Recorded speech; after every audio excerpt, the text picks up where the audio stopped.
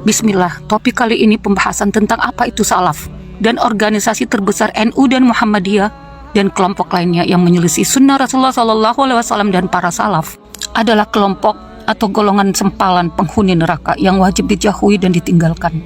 Kenapa mereka disebut firqah sesat dan tempatnya di neraka? Bukan menurut saya, tapi menurut para salaf sendiri. Kelompok mereka selalu mengatakan dakwah salaf ini selalu merasa benar sendiri. Sudah tentu harus yakin kebenaran itu adalah yang mengikuti al-jamaah dan mengikuti para salaf terdahulu, yang saya sudah jelaskan di video sebelumnya. Padahal mereka, kelompok sempalan ini, NU dan Muhammadiyah dan kelompok lainnya pun juga merasa benar sendiri. Mereka sering menuding dakwah salaf ini sesat, Wahabi, Khawarij, dan Dajjal laknatullah alaih. Lalu siapa yang benar, yang berada di atas jalan keselamatan? Dan siapa yang berada di atas firqah, berada dalam kesesatan? Yang menilai bukan kelompok masing-masing, yang sudah tentu pasti menilai kelompoknya lah yang paling benar, menurut akalnya. Itu namanya merasa benar sendiri. Tetapi yang menilai adalah Allah Ta'ala dan Rasulnya. Jadi jelaskan rincian 72 golongan yang menyimpang. Nabi SAW mengabarkan umat Islam terpecah menjadi 73 golongan atau firqah. 72 golongan menyimpang dan 1 golongan yang selamat dari penyimpangan. Yusuf bin Asbat rahimahullah mengatakan poros kebid'ahan itu ada 4 firqah. 1 Rafidah, kedua Khawarij, ketiga Qadariyah, dan keempat Murji'ah. Setiap firqah tersebut berkembang menjadi 18 firqah. Itulah yang dimaksud 72 golongan. Dan yang ke-73 adalah jamaah yang dikatakan oleh Nabi SAW, inilah firqah yang selamat. Ustaz penyesat umat berkata, kapan Wahabi ini berakhir? Sungguh keji tuduhanmu itu mengatakan dakwah salafiyah Ahlussunnah wal Jamaah sebagai Wahabi. At-Taifah Al-Mansurah sebagai kelompok orang yang memperjuangkan kebenaran akan terus eksis di setiap masa. Dengan berbagai tuduhan dan fitnah yang keji yang sering kalian lontarkan dan sebarkan di dunia medsos, agar umat menjauhi kebenaran yang murni. Insya Allah Ta'ala, Allah Ta'ala akan menimpakan kalian penyakit dan azab yang sangat mengerikan dalam waktu dekat ini. Azab yang tidak pernah terjadi sebelum dan sesudahnya, kecuali kalian diberikan kesempatan bertobat. Amin Allahumma amin. Membantah kesesatan adalah kewajiban. Syekhul Islam Ibnu Taimiyah rahimahullah berkata, semisal para pemimpin bid'ah, yaitu orang-orang yang memiliki pendapat-pendapat atau ibadah-ibadah yang menyelisih Al-Quran dan As-Sunnah, maka menjelaskan keadaan mereka dan mengingatkan umat untuk menjauhi mereka adalah wajib menurut kesepakatan kaum muslimin. Agama Islam, apakah Islam itu satu atau banyak? Mana Islam yang benar? Kenapa umat Islam terpecah belah ke dalam berbagai mazhab atau aliran? Mungkinkah menyatukan umat Islam? Bagaimana menyikapi umat Islam yang terpecah? Terpecahnya umat ini menjadi 73 golongan adalah keniscayaan. Oleh karena itu tugas kita adalah ikuti golongan yang selamat. Hanya itu untuk menyatukan semua umat Islam, yaitu berpegang teguh kepada kitabullah dan sunnah Rasulullah SAW menurut pemahaman Khulafaur Rasyidin. Apa itu salaf? Salaf adalah seseorang yang telah mendahului atau terdahulu dalam ilmu, iman, keutamaan, dan kebaikan. Salaf secara istilah adalah sifat yang khusus, dimutlakan untuk para sahabat. Ketika disebutkan salaf, maka yang dimaksud pertama kali adalah para sahabat.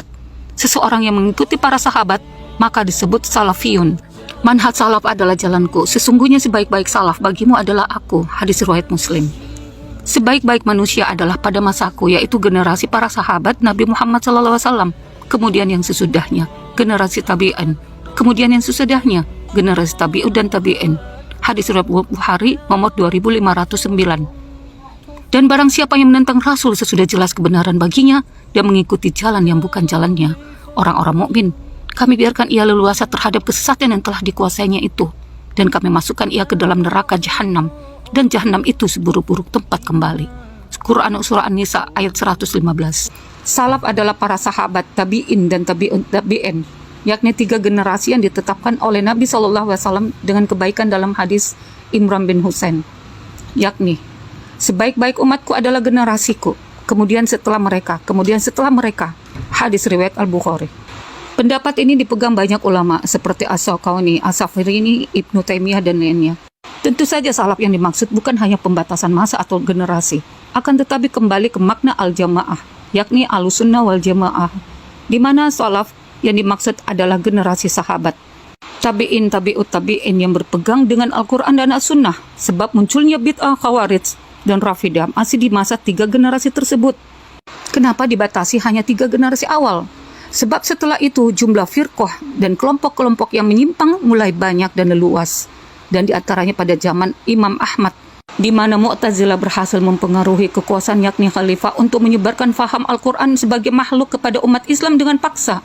Sehingga mazhab atau pemahaman salaf tidak lain pemahaman al-jamaah, yakni pemahaman golongan yang selamat. Al-Imam As-Safarini berkata, maksud dari mazhab as-salaf yaitu apa yang para sahabat yang mulia di atasnya dan juga para tabi'in, pengikut sahabat dengan cara yang baik. Pengikut tabi'in, para imam agama ini yang diakui keimamannya dan perhatiannya kepada agama ini. Dan manusia menerima ucapan-ucapan mereka sebagai pengganti para salaf. Bukan orang yang dicap dengan bid'ah atau terkenal dengan gelar yang tidak diridhoi seperti Khawarij, Rafidah, Qadariyah, Murji'ah, Jabariyah, Jahmiyah, dan Mu'tazilah, dan semacamnya. Pembahasan berikutnya, Ahlul Hadis dan At-Taifah Al-Mansurah. Ada beberapa sebutan lain dari Al-Jamaah sebagai golongan yang selamat selain nama Ahlus Sunnah wal Jamaah dan Salaf, yakni Ahlul Hadis dan At-Taifah Al-Mansurah. Makna yang dimaksud Ahlul Hadis bukanlah para pakar hadis baik sisi riwayat atau dirayat saja, tapi yang dimaksud adalah orang-orang yang menempuh jalan orang-orang soleh dan mengikuti jejak para salaf, di mana mereka mempunyai perhatian khusus dengan hadis-hadis Nabi SAW, baik dalam mengumpulkan, menjaga, meriwayatkan, memahami, dan mengamalkan zahir dan batin. Maka dengan itu mereka menjadi orang-orang yang paling melazimi sunnah-sunnah Nabi SAW. Tidak mendahului sunnah-sunnah dengan akal hawa nafsu atau membuat bid'ah apapun keadaannya. Makna istilah ahli hadis telah mengalami perubahan dari zaman ke zaman. Akan tetapi makna ahli hadis yang dimaksud bukanlah makna ahli hadis zaman sekarang, yang berarti sekelompok ilmuwan atau ulama yang bergelut di bidang hadis riwayat dan dirayat. Akan tetapi makna ahli hadis harus dikembalikan ke makna munculnya istilah ini sebagai nama lain dari al-jamaah, atau dengan kata lain istilah ahli hadis harus dikembalikan dalam pembahasan akidah dengan merujuk kepada kitab-kitab akidah salaf. Apabila dikembalikan dalam pembahasan akidah, maka istilah ahlu as-sunnah akan sama dengan ahlu al-hadis. Akan tetapi jika dikembalikan pembahasan ilmu mustalah hadis, maka ahlu as-sunnah berbeda dengan ahlu al-hadis. Ibnu As-Salah ditanya tentang perbedaan antara as-sunnah dengan ahlu al-hadis. Perkataan sebagian ulama tentang Imam Malik bahwa beliau mengumpulkan antara as-sunnah dengan al-hadis, yakni ahlu as-sunnah sekaligus ahlu al-hadis. Maka beliau menjawab, as-sunnah adalah lawan dari bid'ah.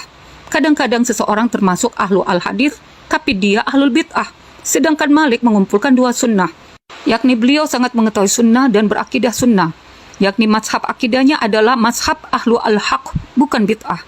Mereka disebut ahlu al-hadis karena mereka membawa sunnah dan orang yang paling dekat kepada sunnah, dan mereka adalah pewaris Rasulullah SAW dan penukil sunnahnya. Ahlu al-bid'ah di antara mereka sangat sedikit. Sebagian besar dari mereka adalah mengikuti atau ittiba, bukan ibtida, yakni berbuat bid'ah.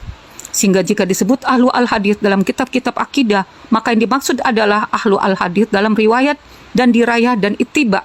Tidak hanya sekedar mendengar, menulis, dan meriwayatkan hadis tanpa ittiba dan mengamalkan. Sehingga maksud ahlu al-hadis adalah ahlu as-sunnah secara mutlak, khususnya dalam kitab-kitab akidah dari para salaf.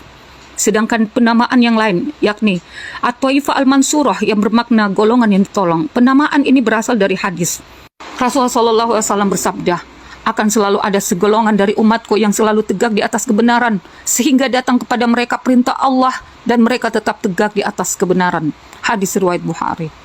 Rasulullah SAW bersabda, akan selalu ada segolongan dari umatku yang ditolong, tidak memudaratkan mereka orang-orang yang menjatuhkan mereka, sehingga tegaklah hari kiamat.